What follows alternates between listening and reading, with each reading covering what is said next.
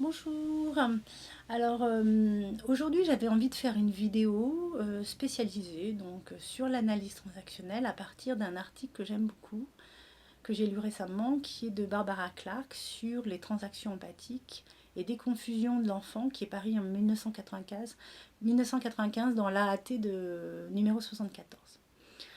Alors, je me présente, je m'appelle Kim Van Guyendine.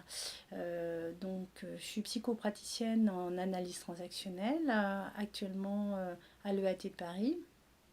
Donc, je fais des tutos développement personnel.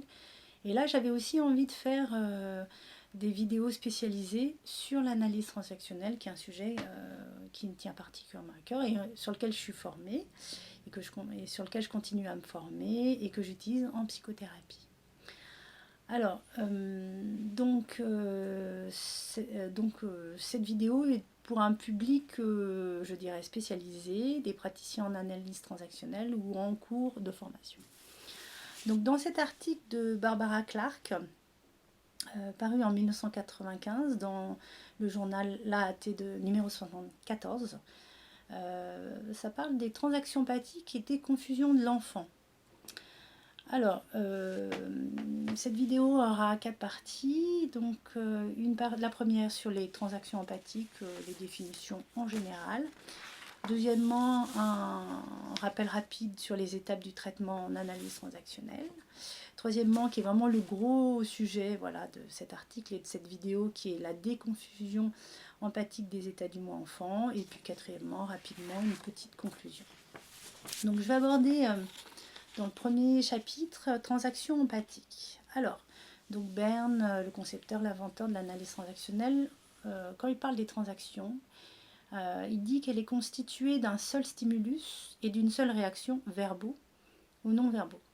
Alors tout ce qui se passe entre deux personnes ou plus peut se décomposer en une série de transactions distinctes. Les transactions donc complémentaires, croisées ou à double fond, alors c'est un rappel rapide. Et Berne parle en termes de complémentarité, de franchise, de pureté et d'intensité. Alors deux items sont importants en psychothérapie, c'est la complémentarité et l'intensité. Alors la transaction empathique est importante parce qu'elle permet la régulation de l'intensité et la franchise des transactions au cours des différentes étapes du traitement. Alors l'empathie, son rôle capital est souligné dans la relation thérapeutique. Vous pouvez voir des articles de Miller. Carl Rogers aussi en parle. Donc pour lui, l'empathie est l'une des trois variables, donc je reprends ces mots, l'empathie est l'une des trois variables nécessaires et suffisantes pour qu'un changement de personnalité constructif puisse se produire. Un intérêt considérable s'est porté sur elle en tant que facteur de guérison en psychothérapie. L'utilité de cette forme de communication est reconnue par des théoriciens d'orientation aussi diverses que la thérapie cognitive ou la psychanalyse du moi. Alors Kohut, donc K-O-H-U-T, a été jusqu'à affirmer que l'ouverture d'un canal d'empathie et l'établissement d'une relation où thérapeute et patient s'accordent en profondeur, alors en anglais in unioness, alors au niveau adulte de la maturité, constitue non seulement une étape du processus de guérison, mais aussi le but et le résultat de la guérison psychanalytique. Alors Berne fait une allusion rapide sur l'empathie. Alors il dit qu'en analyse transactionnelle, tant que les vecteurs sont parallèles, la communication peut se poursuivre indéfiniment.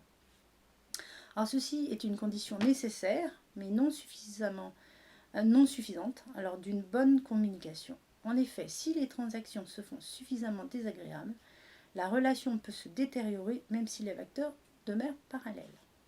Alors l'empathie, c'est une compréhension tellement intime que les sentiments, les pensées, les motivations d'une personne sont aisément saisis par l'autre.